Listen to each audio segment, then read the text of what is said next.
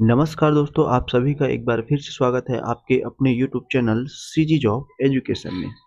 आज हम एक नया चैप्टर स्टार्ट करेंगे, ठीक है? रेखा एवं कोण। बहुत ही इम्पोर्टेंट चैप्टर है दोस्तों, बहुत ही इम्पोर्टेंट चैप्टर है। इसमें से एक क्वेश्चन आपका बनेगा ही बनेगा, ठीक है? तो बिल्कुल ध्यान से पढ़िएगा। चलिए स्टार्ट करते हैं, रेखा एवं कोण। तो सबसे पहले हम रेखा के बारे में जानेंगे, है ना? तो सबसे पहले जानते हैं हम रेखाखंड क्या होता है। एक निश्चित लंबाई की दूरी को हम क्या कहते हैं? रेखाखंड कहते हैं, है ना भाई? जैसे देखिए यहाँ पे आकृति दी गई है हमको ए और बी, ठीक है?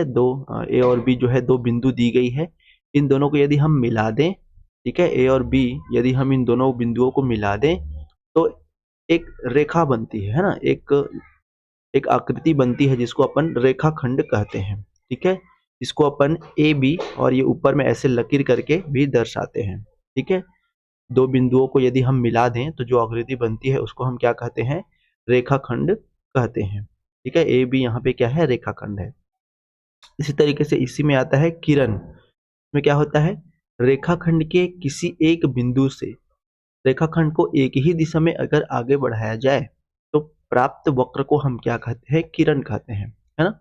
मतलब एक बिंदु को स्थिर रखेंगे इस तरीके से और उसके दूसरे बिंदु को आगे बढ़ाते हुए जाएँगे। इस तरीके से आगे ये क्या करता जाएगा? बढ़ता जाएगा। तब हम उसको एक दिशा में, ठीक है? एक दिशा में जो है क्या करेंगे? आगे बढ़ाते जाएँगे। तब हम जो वक्र प्राप्त होता है उसको हम क्या कहते हैं? किरण कहते हैं, ठीक है? इसी में आता है हमारा रेखा, लाइन, ठीक है? इसी में हमारा आता है रेखा। अब रेखा किसको बोलते हैं देखिए ज़रा। रेखाखंड के दोनों ओर के बिंदुओं को बढ़ाने से प्राप्त आकृति को हम क्या कहते हैं? रेखा कहते हैं। एक एक तरफ को अगर हम बढ़ाएँ तो उसको हम किरण कहते हैं, है ना? अगर दोनों तरफ को हम इस तरीके से बढ़ा दें, तो उसको हम कहते हैं लाइन यानी रेखा, ठीक है? अगर किसी को भी ना बढ़ाया जाए, इस ए और बी बिंदु दोनों के बीच की लंबाई अगर हम मापें तो उसको हम रेखाखंड कहते हैं। अगर केवल एक ओर को बढ़ाया जाए तो उसको हम किरण कहते हैं और अगर दोनों ओर को बढ़ाया जाए, तो हम उसको क्या कहते हैं? लाइन कहते हैं, ठीक है? तो तीनों में संबंध समझ में आ गया? चलिए, अब हम आगे बढ़ते हैं रेखा के कुछ प्रकार के बारे में, ठीक है? जो कुछ रेखाएँ होती हैं, इसमें सबसे पहले आता है समांतर रेखाएँ, है ना? नाम से स्पष्ट है समानांतर, मतलब समान अंतर होना चाहिए। देखिए समांतर रेखाएँ किसको बोलते हैं? जिसको इंग्लिश में पैरेलल लाइन्स भी कहते हैं। 2 या 2 से अधिक रेखाओं के बीच की दूरी यदि सदैव समान है, तो ऐसी रेखाओं को हम क्या कहते हैं? समांतर रेखाएँ कहते हैं और इसको 2 लाइन्स इस तरीके से संकेत के द्वारा क्या करते हैं? दर्शाते हैं। जैसे देखिए, एक रेखा हमको L दिया है, एक रेखा हमको M दिया है और एक रेखा दिया है हमको N, है ना? अगर इन दोनों के बीच की दूरी सदैव समान है, ठीक है? मतलब बीच की दूरी मतलब यहाँ से लेकर यहाँ तक, है ना भाई? और यहाँ से लेकर यहाँ तक अगर इनकी दूरी जो है, बीच की दूरी जो है अगर समान है, तो ऐसी रेखाओं को हम क्या कहते हैं? समांतर रेखाएँ कहते हैं और इसको कैसे दर्शाएँगे? L समांतर M समांतर N, इस तरीके से हम इसको क्या कहते हैं? दर्शाते हैं। ठीक है दोस्तों? चलिए आगे बढ़ते हैं। देखिए प्रतिच्छेदी रेखाएँ, है ना? ये भी नाम से स्पष्ट है, रेखाएँ एक-दूसरे को क्या करेंगी? काटेंगी यानी प्रतिच्छेद करेंगी। चलिए पढ़ते हैं। 2 असमांतर रेखाओं को प्रतिच्छेदी रेखाएँ कहते हैं, है ना भई? अगर समांतर रेखाएँ रहेंगी तो वो एक-दूसरे को कभी प्रतिच्छेद नहीं करेंगी, ठीक है? इसलिए ये जो रेखाएँ होती हैं वो कैसे होती है? असमांतर होती है। मतलब इस तरीके से ऐसे बीच में कोई अगर रेखाएँ आ जाती है ना? तो वो कैसे बनाती है? प्रतिच्छेदी रेखाएँ बनाती है ना? 2 असमांतर रेखाओं को क्या कहते हैं? प्रतिच्छेदी रेखाएँ कहते हैं। असमांतर रेखाएँ केवल एक बिंदु पर ही प्रतिच्छेद करती हैं। इस बिंदु को प्रतिच्छेदी बिंदु कहते हैं। जैसे देखिए यहाँ पे अगर 2 असमांतर रेखाएँ हैं, तो वो केवल एक ही बिंदु पर क्या करेंगी? प्रतिच्छेद करेंगी। ठीक है? देखिए ए और बी एक रेखाएँ हैं और सी और डी दूसरी रेखा है ना? दोनों असमांतर हैं। दोनों एक-दूसरे को इस बिंदु पर प्रतिच्छेद कर रहे हैं। तो जिस बिंदु पर प्रतिच्छेद करते हैं, जिस बिंदु पर एक-दूसरे को काटते हैं, उस बिंदु को हम प्रतिच्छेद बिंदु कहते हैं। देख लीजिए यहाँ पे P क्या है? प्रतिच्छेद बिंदु है। ठीक है? तो ऐसी रेखाओं को हम प्रतिच्छेदी रेखाएँ कहते हैं। अब चलिए अब जानते हैं लंब रेखाएं क्या है ना। लंब रेखाएं देखिए, परपेंडिकुलर लाइंस, यदि दो रेखाएं परस्पर एक दूसरे को 90 अंश के कोण पर प्रतिच्छेद करे। अभी जो प्रतिच्छेद करती थी वो कहीं से भी कर देती थी, है ना भाई, उसमें कोई एंगल बनता नहीं था, मतलब कुछ भी एंगल बन सकता था। ठीक है।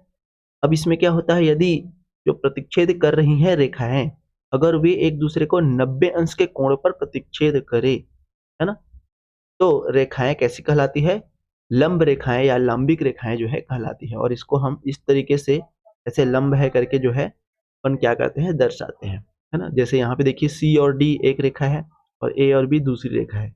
ये बिंदु ओ पर एक दूसरे को प्रतिच्छेद कर रहे हैं, और कैसे प्रतिच्छेद कर रहे हैं, 90 अंश के कोण में, है ना। कैसे प्रतिच्छेद कर रहे हैं, 90 अंश के कोण में, यानी सम समकोण में क्या कर रहे हैं, प्रतिच्छेद कर रहे हैं। ठीक है। तो हम ऐसे रेखाओं को क्या कहते हैं, लंब रेखाएं कहते हैं। ठीक है दोस्तों, चलिएगा आगे बढ़ते हैं। ये सब बेसिक चीजें हैं, आपको जो है नॉलेज रहना चाहिए। अब देखते हैं संगामी रेखाएं।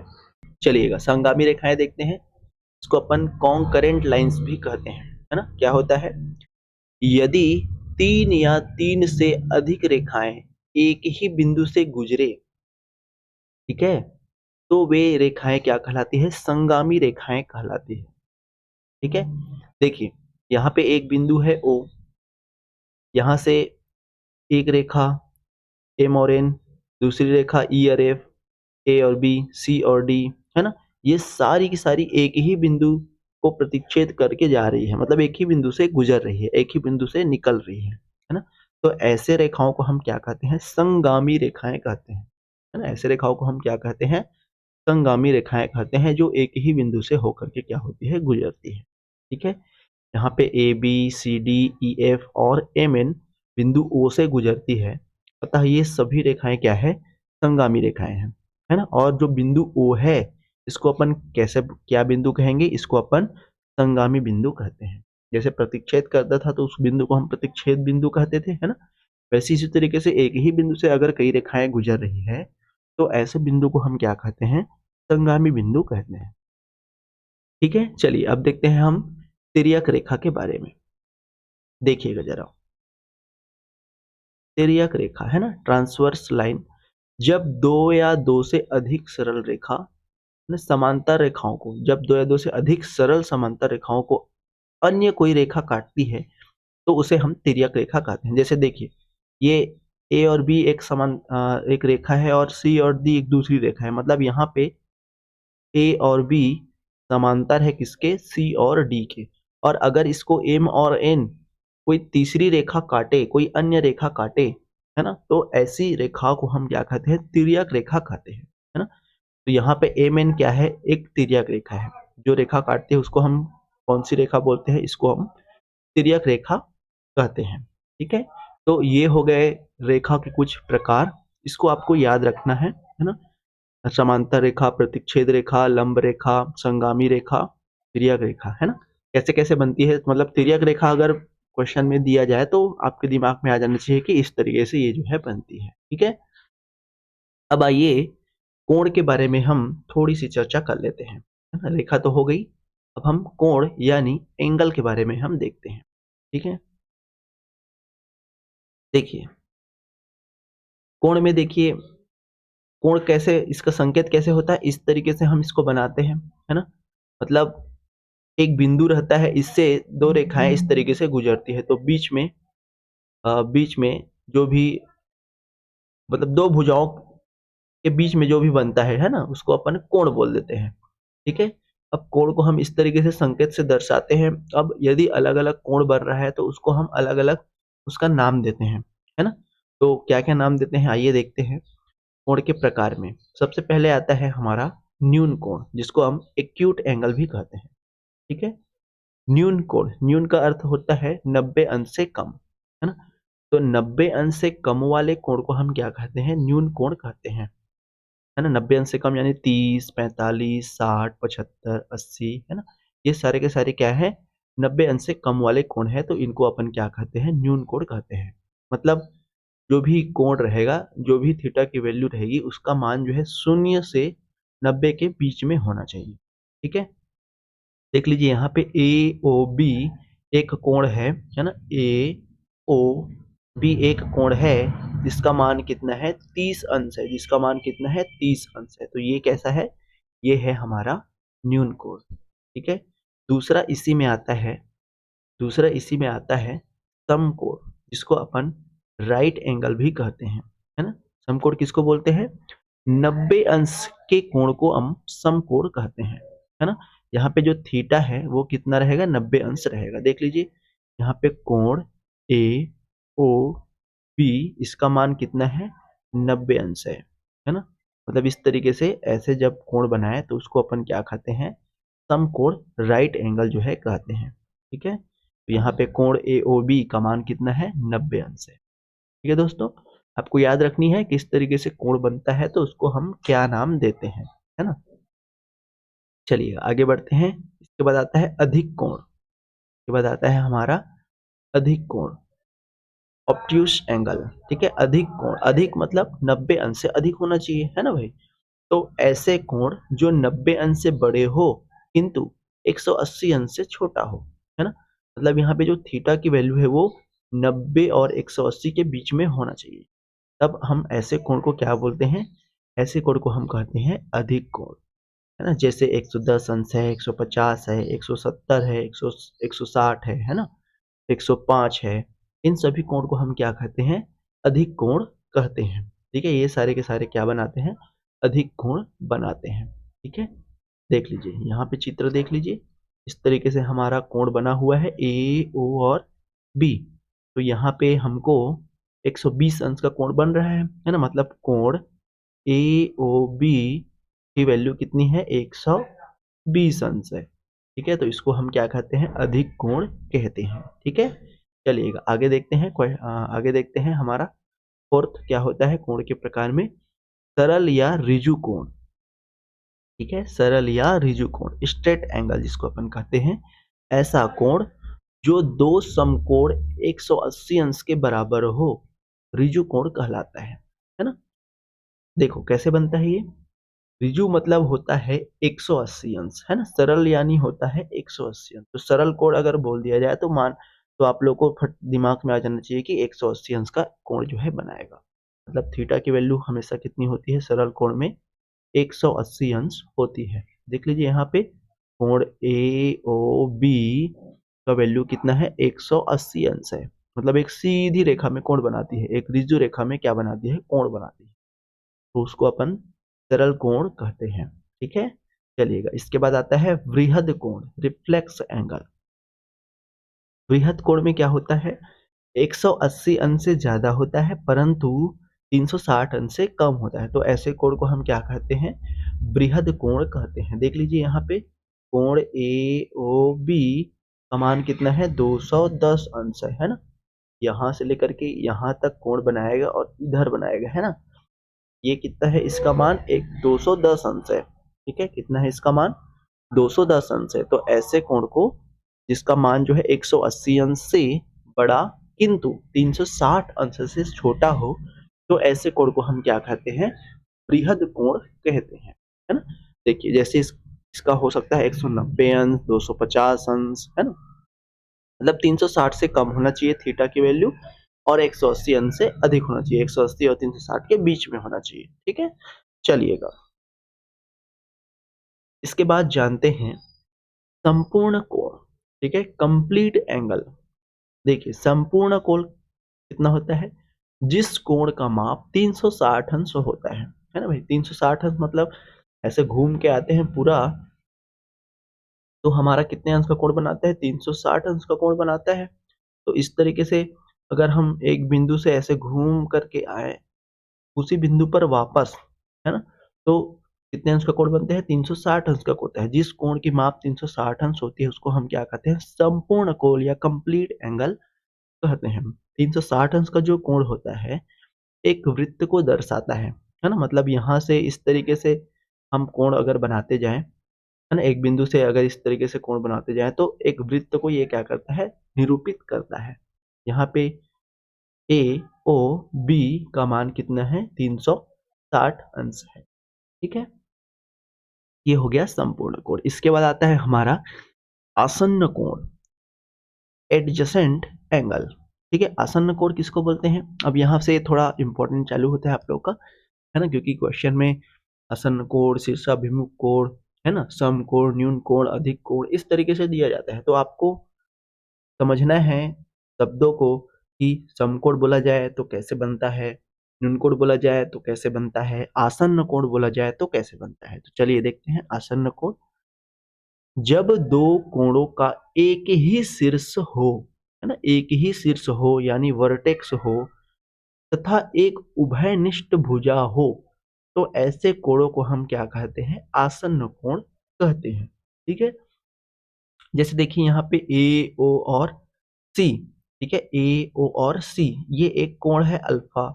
ठीक है, इसी का एक दूसरा कोण है सी ओ बी, इसका मान क्या है? बीटा है ना, एक अल्फा है और एक क्या है? बीटा है।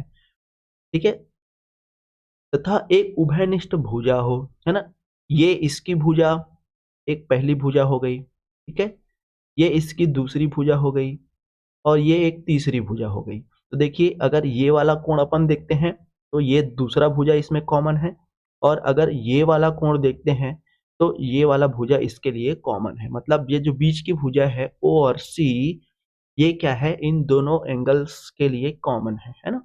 तो जब दो कोणों का एक ही शीर्ष हो, शीर्ष मतलब ये वाला देखिए, इसके लिए ये शीर्ष एक है, इसके लिए ये शीर्ष मतलब ओ एक ही शीर्ष है ना। शीर्ष ओ क्या है? दोनों कोणों के लिए एक ही है। कोण एओसी के लिए भी एक है और सीओबी के लिए भी शीर्ष क्या है? ओ है। तो ऐसा कोण जिसका एक ही शीर्ष हो और एक भुजा क्या हो? उभयनिष्ठ हो, तो ऐसे कोण को हम क्या कहते हैं? आसन्न कोण कहते हैं, है ना भाई। देख लीजिए ओ और सी, है ना, ये क्या है? आसन्न कोण है, सॉरी भुजा है ना। ओ और सी क्या है? यहाँ पे भुजा है जो कि दोनों में कॉमन है। ठीक है, तो ऐसे कोणों को हम कैसे क्या कोण बोलते हैं? आसन्न कोण कहते हैं। मतलब एओसी और सीओबी कैसे कोण है? आसन्न कोण है।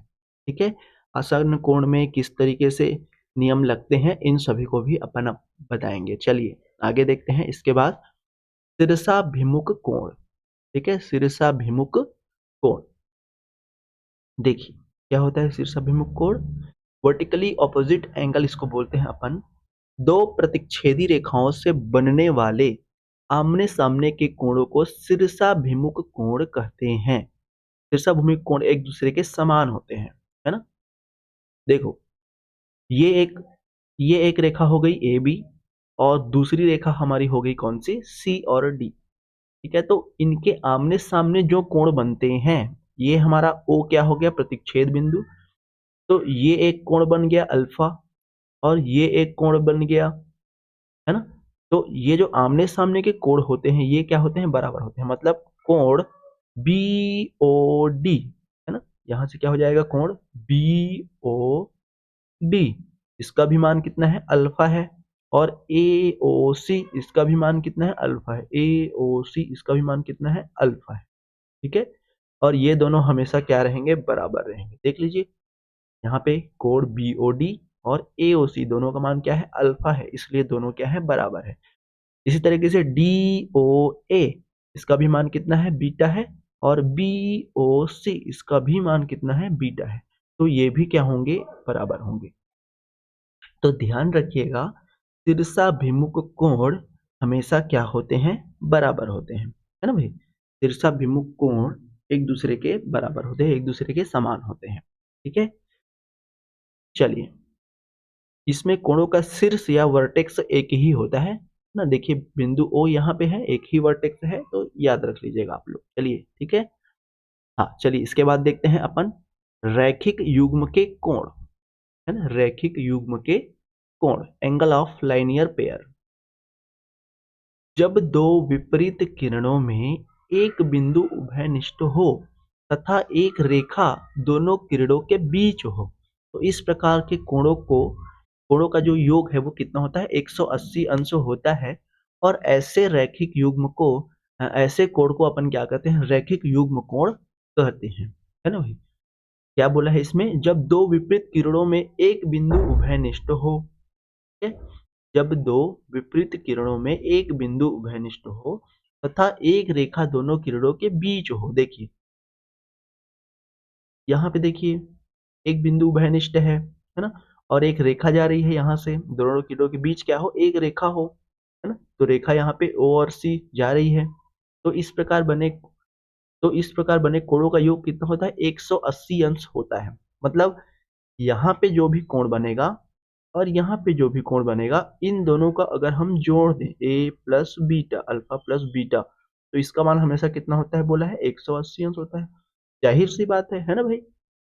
अभी अपन सरल ऋजु कोण में अभी अपन पढ़े थे, है ना, सरल कोण या ऋजु कोण में अभी अपन पढ़े थे कि पूरे का मान हमारा कितना होता है, 180 अंश होता है।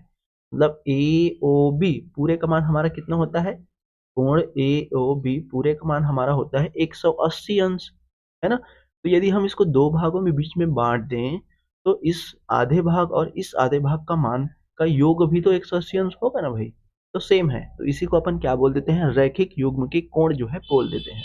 ठीक है, चलिएगा। तो यहाँ पे अल्फा प्लस बीटा का मान कितना हो जाएगा, 180 अंश हो जाएगा। अब देखते हैं इसके बाद पूरक कोण। देखिए पूरक कोण, इसको अपन इंग्लिश में कहते हैं कम्प्लीमेंट्री एंगल। क्या होता है पूरक कोण, जिन दो कोणों का योगफल 90 अंश का होता है, वे कोण एक दूसरे के क्या कहलाते हैं, पूरक कोण कहलाते हैं, है ना। वे कोण एक दूसरे के क्या कहलाते हैं, पूरक कोण कहलाते हैं। जैसे अल्फा प्लस बीटा बराबर 90 अंश हो, तो अल्फा और बीटा एक दूसरे के पूरक कोण होंगे। ठीक है, जिन दो कोणों का योग 90 अंश होता है ना, वे कोण एक दूसरे के पूरक कोण कहलाते हैं। देखिए यहाँ पे देखिए सी, यहाँ पे देखिए बी, है ना, डी बी और सी ये अल्फा दिया है, और डी बी और ए ये बीटा दिया है। तो इन दोनों कोणों को यदि हम जोड़ दें तो कितना आ रहा है, 90 अंश आ रहा है। तो ऐसे कोणों को हम क्या कहते हैं, ऐसे कोणों को हम कहते हैं पूरक कोण, है ना। जिन दो कोणों का योगफल 90 अंश होता है, वे कोण एक दूसरे के पूरक कोण कहलाते हैं, है ना। एक दूसरे के क्या कहलाते हैं, पूरक कोण कहलाते हैं। मतलब अल्फा का पूरक कोण क्या हो जाएगा, ये वाला हो जाएगा, है ना, और बीटा का पूरक कोण हो जाएगा अल्फा हो जाएगा। तो एक दूसरे के क्या कहलाते हैं, ये पूरक कोण कहलाते हैं। चलिएगा, तो आगे बढ़ते हैं। इसके बाद आता है समपूरक कोण। तो यहाँ पे कंफ्यूज आप लोग हो जाते हैं कई बार। पूरक कोण मतलब समझिए कि 90 अंश, है ना, और समपूरक कोण मतलब समझिए 180। ठीक है, समपूरक कोण में क्या होता है, सप्लीमेंट्री एंगल जिसको अपन कहते हैं। जिन दो कोणों का योगफल 180 अंश होता है, वे कोण एक दूसरे के समपूरक कोण कहलाते हैं। यहाँ पे अल्फा प्लस बीटा का मान कितना होगा, 180 अंश होगा। अल्फा और बीटा एक दूसरे के समपूरक कोण कहलाएंगे, है ना। यहाँ पे दोनों की वैल्यू अल्फा प्लस बीटा बराबर क्या हो जाएगा, 180 अंश हो जाएगा। अगर हम केवल अल्फा का मान निकालें तो 180 माइनस बीटा हो जाएगा, है ना भाई। कई बार हमको बोल देते हैं कि 90 अंश का पूरक समपूरक कोण क्या होगा, तो 90 अंश होगा, है ना भाई। और जैसे कोई भी एंगल दे दिया दूसरा, 120 अंश दे दिया, इसका समपूरक कोण कितना होगा बोला है, तो 60 अंश हो जाएगा। कैसे जाने अपन, क्योंकि दोनों कोणों का योग कितना होता है, टोटल 180 होता है। तो अगर किसी एक एंगल का हमको पूछा जाए तो 180 में उतने का माइनस कर दीजिएगा। तो 120 का समपूरक कोण कितना होगा बोला है, तो 120, 180 टोटल होता है, तो 120 में और क्या जोड़े तो 80 आएगा, है ना। तो 60 जोड़ देंगे तो 180 आ जाएगा। तो एक 60 का पूरक कोण हो जाता है समपूरक कोण 120 अंश, और 120 अंश का समपूरक कोण क्या हो जाता है, 60 अंश हो जाता है। तो आपको ध्यान रखना है, समपूरक कोण बोलेगा मतलब 180 अंश टोटल योग होता है। जैसे कोई भी पूछ दिया जाए 120 का कितना होगा, तो 60 हो जाएगा। कैसे जाने, अपन दोनों को जोड़ेंगे, 120 आना 180 आना चाहिए, है ना। चलिए, इसी तरीके से आपका पूरक कोण में भी लागू होता है ना। सेम इसी तरीके से पूरक कोण में भी लागू होता है। जैसे 60 अंश का पूरक कोण क्या हो जाएगा, ऐसे बोल दिया जाए तो 90 अंश टोटल होता है, तो 60 में कितना जोड़े तो 90 आएगा, तो 30 जोड़े तो 90 आएगा। तो 60 अंश का पूरक कोण क्या हो जाएगा, 30 अंश, और 30 अंश का पूरक कोण क्या हो जाएगा, 60 अंश हो जाएगा। तो ऐसे क्वेश्चन बन सकते हैं, तो ध्यान रखिएगा आप लोग। चलिए, अब हम कोण में बनने वाले कुछ नियमों को देख लेते हैं, है ना। तिर्यक रेखा से बनने वाले कुछ कोण, और इन्हीं को आपको अच्छे से ही ध्यान रखना है, क्योंकि इस पर ही आपका क्वेश्चन जो है बनेगा, सरल रेखा और कोण का। इन्हीं से आपका क्वेश्चन बनेगा, तो ध्यान से देखिएगा।